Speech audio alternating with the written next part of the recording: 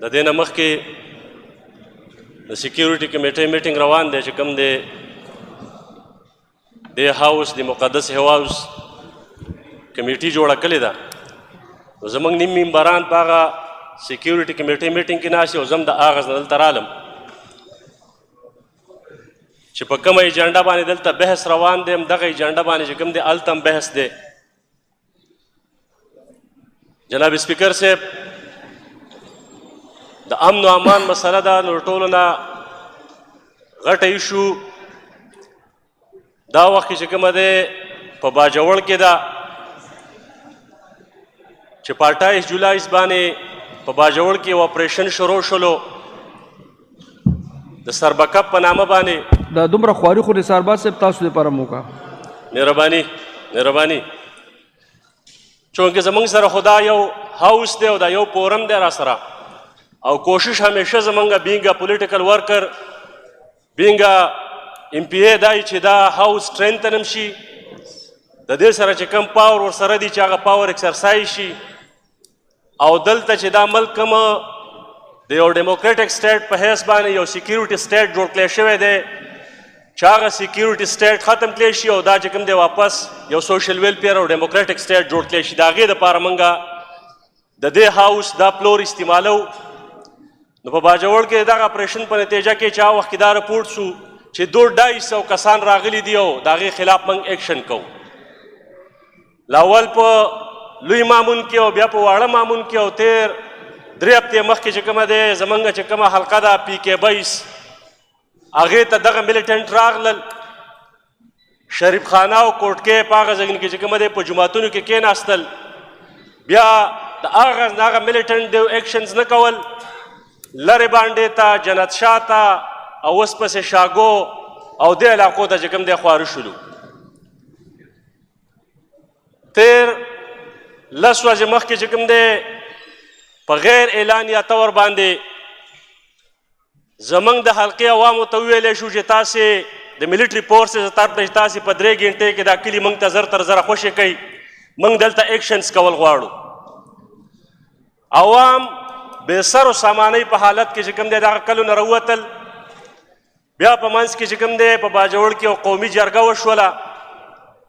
د هغه ځي د ډیپټي کمیشنر سره او د سیکیورټي فورسز سره چې په قومي جرګه کې د هر طبقې فکر نمایندګي وه پارلمنټیرین پکې وو سیاسي او قومي مشرانو پکې چونکې یو ایکسرسایز د 3 میاشتو باجوړ کې د امن ایکشن کمیټۍ د قومي جرګې را روانو نو هغه دلته هم هغه شانته وکړلی شولو دا قومي جرګې سره کمیټمنټ لري او سیکیورټي فورسز چې دا کلي به موږ تاسې ته په 3-4 ورځو کې چې کوم دی کلیر کو تاسې به واپس د آی ډي پیز خپلو کورونو ته لاړ شئ نن 10مه ورځ ده چې هغه کلي د اوسه پورې کلیر نه کړلی شو د سیکیورټي فورسز د طرف نه تقریبا 4200 پلس خلک چې کومه دی دا په 92 سکولونو کې موږ ایډجسټ کړی دی او د افسوس خبره دا ده چې دا اپریشن هیڅوک اون کوي نه پروینشل ګورنمنټ هم دا اپریشن اون کوي نه د هغې د وجې دغلته چې کوم آی ډي پي جوړ شو هغه هم سفر کیږي جناب سپیکر صاحب 9-10 خلک چې کوم دغه یو ویسي نه راوتلي دي هغې ته شلټر ورکول هغه په سکولونو کې موږ ځای په ځای کړل هغې ته فوډ ورکول هغه موږ د پی آر سی ایس په ذریعه هغې ته فوډ ورکوو د تېر 9 ورځو نه چې یو ان جی او ده موږ پکې گورنر صاحب ته اپروچ کړی او هغه ته ریکویسټ کړی د اوسه پورې د هغه آی ډي پي چې کومه دی رجسټریشن لاندې مکمل کړی شوی د پی ډي ایم ای سره چې زموږ رابطه شوه سیکرټري ریلیف سره هم رابطه وشوله چې نن ما د چیف سیکرټري په نوټس کې هم راوستله چې د تېر 10 ورځو نه هلته خلک آی ډي پي شوی دی هغې ته هېڅ قسمه فیسیلیټیشن نه ورکول کیږي ولې دې خلکو ته دغه شان فیسیلیټیشن نه ورکول کیږي لکه څنګه چې د نه مخکې نور حلقو عوامو ته ورکړی شوی دی د دې په وجه باندې هلته په ولس کې احساس محرومۍ نه پیدا کیږي بدګمانۍ نه پیدا کیږي نو نن یې کمیټمنټ وکړی چې موږ به هم هغه شان فیسیلیټیشن ورکوو خو اوبه د سر نه تېرې دي 10مه ورځ ده زموږ اصل هدف څنګه چې د جرګې سره هلته کمیټمنټ کلی شوی و چې دا علاقې به موږ تاسو ته 15 ورځې کې کلیر کړو نن هم پکې هلته جرګه روانه ده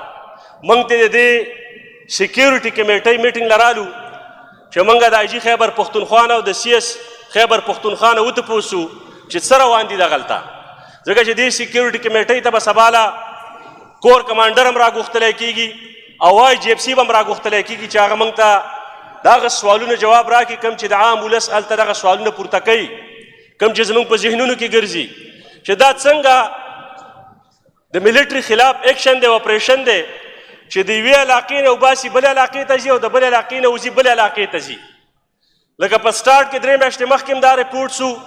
چې 200-250 افراد دي او نن هم سټیل دا رپورټ دی په سیکیورټي کمیټۍ کې چې 200-250 افراد دي. نو د دې خلاف چې کومه کاروایي وشوله نو هغه کاروایي کم طرف ته لاړه. د بدقسمتۍ نه پکې د سیکیورټي فورسز طرف نه چې کم دغلته کوارډ کاپټر استعمالیږي یا ماټر ګولۍ استعمالیږي پاکې د اوسه پورې د 10-11 پورې کسان سیویلین دا شهیدان کړای شوي دي. ایگزیکٹ تعداد به چې کوم دی د 16-17 نه به وي ځکه چې بیا ځینې کسان پاکې زخمیان وو او وروسته د هغې ډیت وشولو الله په ریکارډ نه دي راغلي او داسې تقریبا د 30-32 پورې پکې عام سیویلین زخمیان شوي دي. نو دا ډېره حساس ایشو ده او حساسه موضوع ده. په دې خاطر باندې موږ د ټریجري بینچز سره سات ورسره کړلو چې دا مسله د ټولې صوبې د عوامو ده، که څوک په اپوزیشن کې دي او که څوک په ګورمنټ کې دي، او د دې سلوشن رایستل هم د دې ایوان فرض دي چې د دې مستقل حل راوځي. کیونکہ یہاں ایک اور ایشو پیدا ہو چکی ہے، پچھلے 2 سال سے ایکسرسائز چل رہی ہے پروونشل گورنمنٹ اور صوبائی گورنمنٹ کے درمیان، جو ہماری پروونشل گورنمنٹ ہے اور ہماری جو فیڈرل گورنمنٹ ہے اس کے درمیان، کہ فیڈرل گورنمنٹ کی طرف سے یہ بات کھل کر کی جاتی ہے کہ ہم نے ان دہشت گردوں کے خلاف ہر صورت میں آپریشن کرنا ہے، جبکہ صوبائی حکومت کی یہ موقف ہے کہ ہم نے کسی صورت میں یہاں آپریشن نہیں ہونے دیں گے. بیچ میں عوام سینڈوچ بن چکی ہے، وہ سفر ہو رہے ہیں. حقیقت تو یہ ہے کہ جب تک سیکیورٹی فورسز، پروونشل گورنمنٹ اور فیڈرل گورنمنٹ مل بیٹھ کر اس مسئلے کا کوئی مستقل حل نہیں نکالتی تب تک عوام سفر ہوتے رہیں گے. اس وقت جو ترکی میں مذاکرات چل رہی ہے پاکستان اور افغانستان کے درمیان، ان مذاکرات میں جو صوبہ ملیٹنسی سے افیکٹ ہے، جو متاثر ہو چکا ہے، جو ایک مین سٹیک ہولڈر ہے، اس کو آن بورڈ نہیں لیا جا رہا تاکہ اس صوبے کی منتخب نمائندوں کو آن بورڈ لے کر جو صورتحال ہماری خصوصی طور پر قبائلی اضلاع میں بنی ہے، جس سے ہم لوگ سفر ہو رہے ہیں، تاکہ ہم اس میں اپنا انپٹ دے سکیں، عوام کے منتخب نمائندے اس میں اپنا انپٹ دے سکے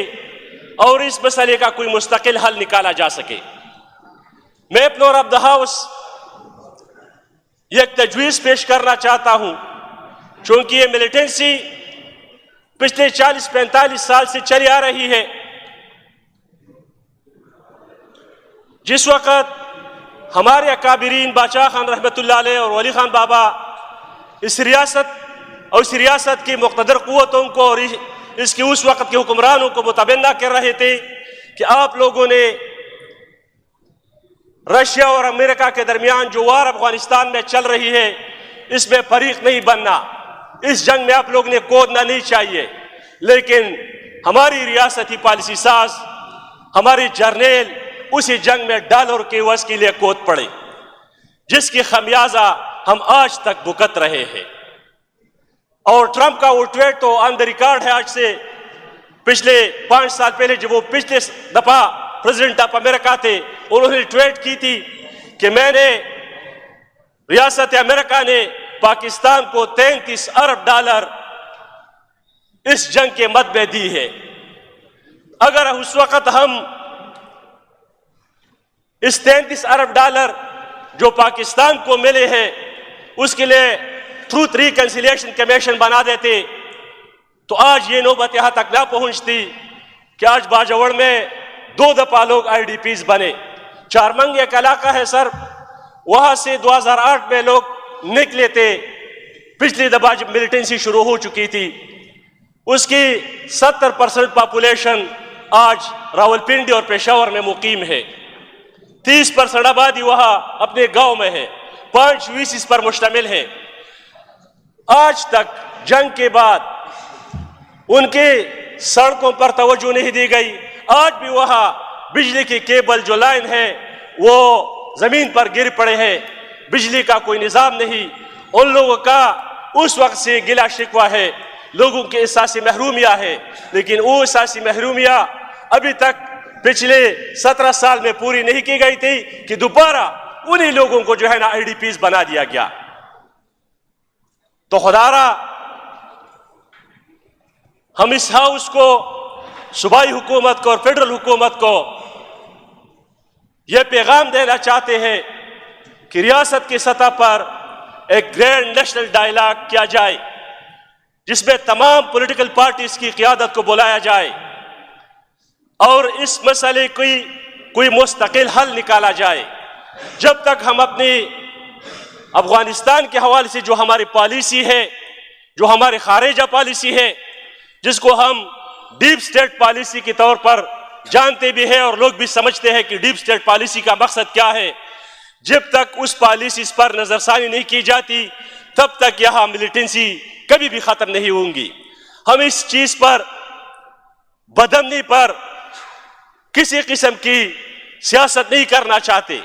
اور نہ سیاسی پوائنٹ سکورنگ نہیں کرنا چاہتے, ورنہ یہ مسائل تمام پولیٹیکل ہے اور یہ مسائل پولیٹیکل لوگ ہی حل کر سکتے ہیں. لیکن بدقسمتی سے کوئی بھی اس ترک قوت کی ملٹری اسٹیبلشمنٹ کی نام نہیں لینا چاہتے, اس سے پوچھنا نہیں چاہتی کہ بابا آپ لوگوں کی پرفارمنس کیا ہے, آپ لوگوں کی کارکردگی کیا ہے کہ پچھلے 3 مہینوں سے آپ باجوڑ میں آپریشن کر رہے ہیں اور 200-250 بندوں کو آپ لوگوں نے ابھی تک ٹھکانے نہیں لگایا. اگر اس طرح سلسلہ چلتا رہا, اب سردیاں ہے, تقریباً 4-4.5 ہزار لوگ تو میری ہی حلقے کی اس اسکولوں میں پڑے ہیں بے سر ساماری کی حالت میں, اور تقریباً 5-6 ہزار لوگ وہ دوسرے لوگوں کے گھروں میں بیٹھے ہوئے ہیں. اس بات کی انتظار کر رہے ہیں کہ کب ہماری حکمران, ہماری ایڈمنسٹریشن یہ اعلان کر دے کہ آپ لوگوں کے علاقے کلیئر ہو چکے ہیں, لہٰذا آپ لوگ باعزت طریقے سے اپنے گھروں کو جا سکتے ہیں. تو ان مسائل پر اسی ہاؤس میں بڑی ڈیبیٹ ہو چکی ہے. اب جو سیکیورٹی کمیٹی بنی ہے, اس سیکیورٹی کمیٹی میں ہماری جو تحفظات ہیں ہم نے وہاں پر پٹ اپ کر دی ہے. اب اسی سیکیورٹی کمیٹی کی ذمہ داری ہے, ہمارے ایک تجویز ہے جو میں فلور آف دا ہاؤس میں دینا چاہتا ہوں کہ ان چیزوں پر سیاست نہیں کرنی چاہیے. پروونشل اور فیڈرل گورنمنٹ کو مل بیٹھ کر اس مسئلے کا حل نکالنا چاہیے. اگر صوبائی حکومت وفاقی حکومت پر الزام لگائے اور وفاقی حکومت صوبائی حکومت پر الزام لگائے تو یہ الزام در الزام کا معاملہ تو چلتا رہے گا, لیکن سب پر قبائلی اضلاع کے عوام ہوں گے. میں خدا کی قسم کھاتا ہوں کہ پچھلے 20-25 دنوں سے میں آرام سے نہیں بیٹھا ہوں. کبھی باجوڑ کی طرف بھاگتا ہوں آئی ڈی پیز کے لیے تاکہ وہاں جرگہ کر سکوں, کبھی یہاں آ کر بات کرنے کی کوشش کرتا ہوں کہ کوئی ہماری اس فریاد کو سن سکے اور ہمارے علاقے میں امن آئے. تو جناب چیئرمین صاحب, میں آپ کا انتہائی مشکور ہوں کہ اس اہم ایشو پر بات چل رہی تھی اور بیچ میں کورم پوائنٹ آؤٹ ہوا اور آپ نے مسلسل وقت دیا. اس کی بنیاد پر تمام ہمارے جو معزز ممبران ہیں وہ ہاؤس آئے اور دوبارہ اجلاس شروع ہوا. ہماری سیکیورٹی کمیٹی کا جو میٹنگ چل رہا ہے, میں چاہتا ہوں کہ میں وہاں بھی جا کر اس بات کو بھی وہاں پر ٹیکل کر سکوں. تھینک یو سو مچ سر. تھینک یو.